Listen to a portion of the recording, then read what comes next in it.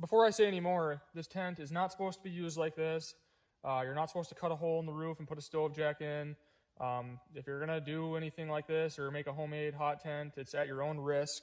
You know, people make hot tents out of tarps, and those aren't supposed to be used like that either. But if you're careful, you know, use common sense and you know, try it out before you actually go out and use it. You know, try it in a safe environment and make sure everything's safe.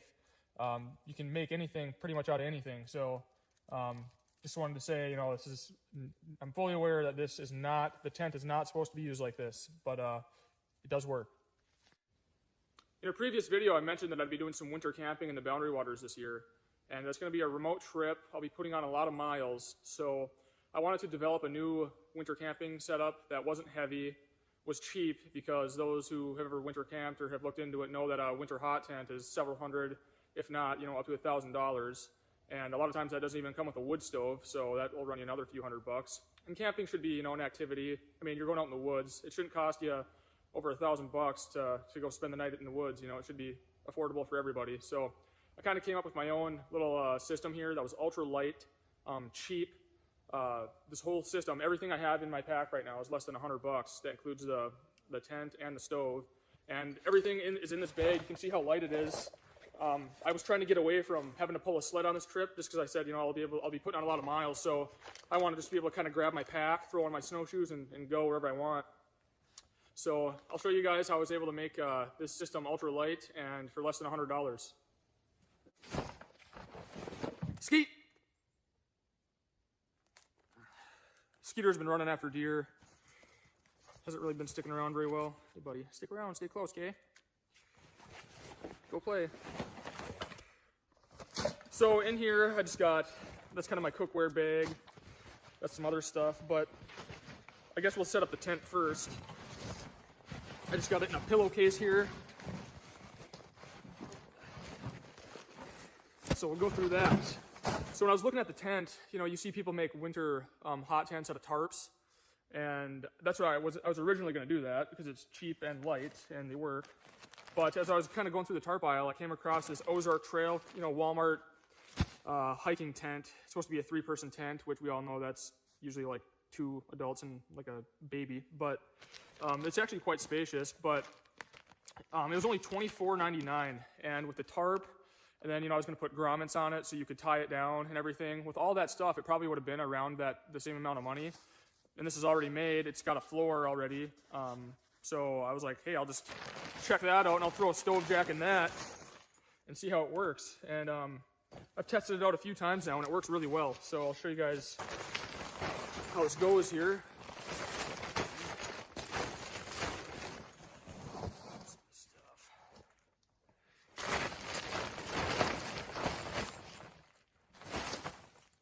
It's also really easy to set up, you know, there's no tarp tents, you know, you gotta kind of get a pole and everything. Everything is just right here. It's really nice.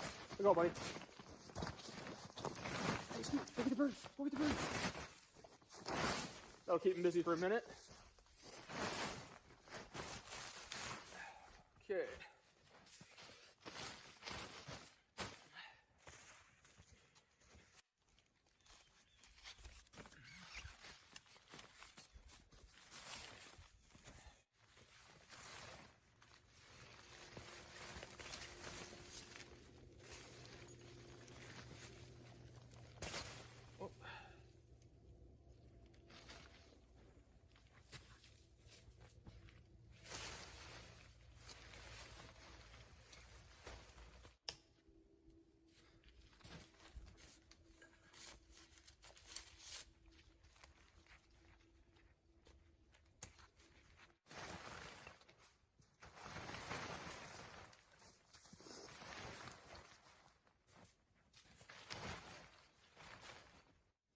All right, I think we pretty much get the gist of it here. You know, these tents are really easy to set up. They take about a couple minutes is all.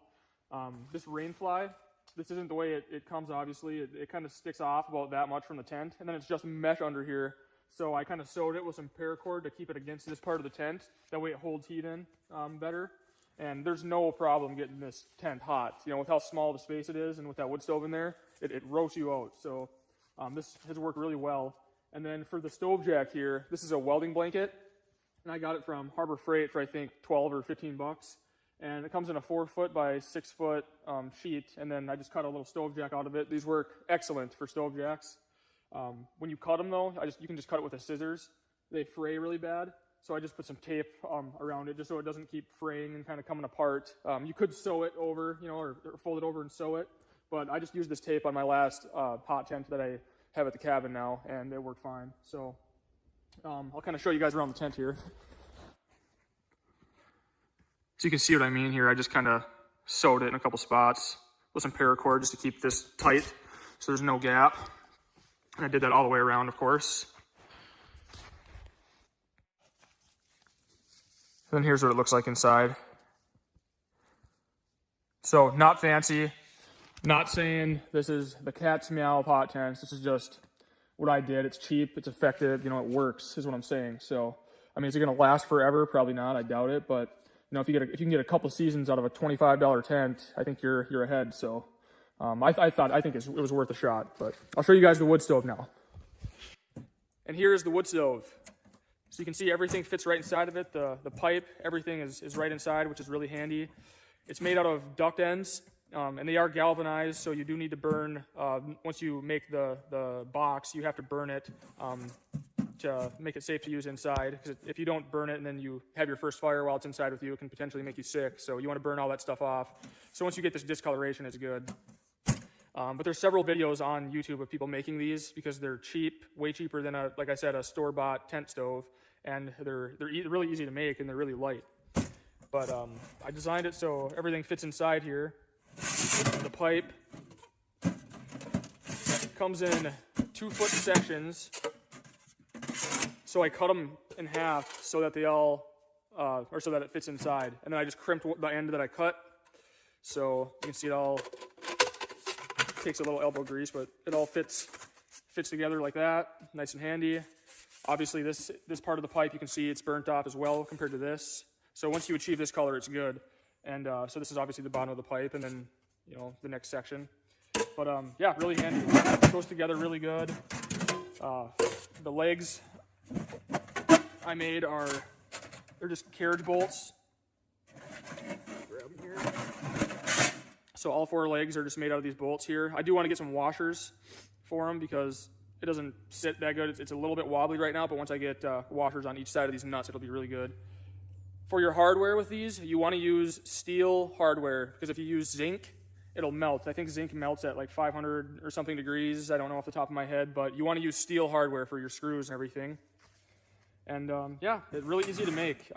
These duct ends come in all different sizes, so you can kind of make whatever size stove you want. I think mine's like 10 inches by 16 or something like that, so decent size. Heats that tent plenty good. And then for the door here, you can see I just kind of made a crude little, vent control here. So kind of the same as that guide gear wood stove I have. I basically just copied that. It's a little crude, but it works. And then this is just, the door and everything is all just made from scratch, from steel or whatever. So yeah, it works really well. I'll set it up and we'll show you guys what it looks like inside.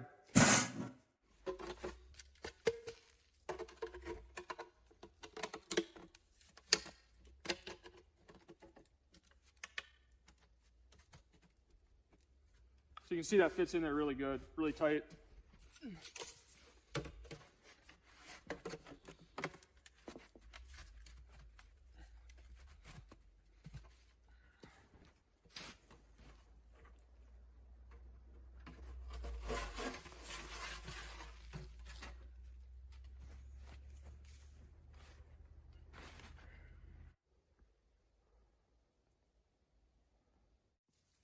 So here it is with the wood stove inside. I did not, normally you would pack this ground down before you set up the tent, or you'd shovel the snow out of the way, because you can see the floor is all bulgy. Normally it's a lot more flat and nicer looking, but I didn't do that for the video here. But you can sleep one person on either side of the stove. It'd be tight, but it is doable. But I plan on sleeping right here, and then have my pack right there, and then wood right here, so I can, during the night, I don't even have to get up. I can just lean over, grab some wood, throw it in the stove, and go back to bed. So, and then you can see I got the remaining of the welding blanket. Since I had it, I just put it behind the stove here just to protect the tent behind it there. It's still plenty of distance away, but I figured if I had the blanket, why not use it for just to make it a little safer. And then I've had fires in here before, quite a few actually, and I always put tin foil underneath the stove. And again, this is a lot more flat when the ground's level, and because tin foil acts as a really good heat reflector. But I just plan on, I think I'm just going to cut this out the floor because there's no reason to even have it there. So it'll just be snow, and then I'll put tin foil underneath the stove just to keep the snow from melting.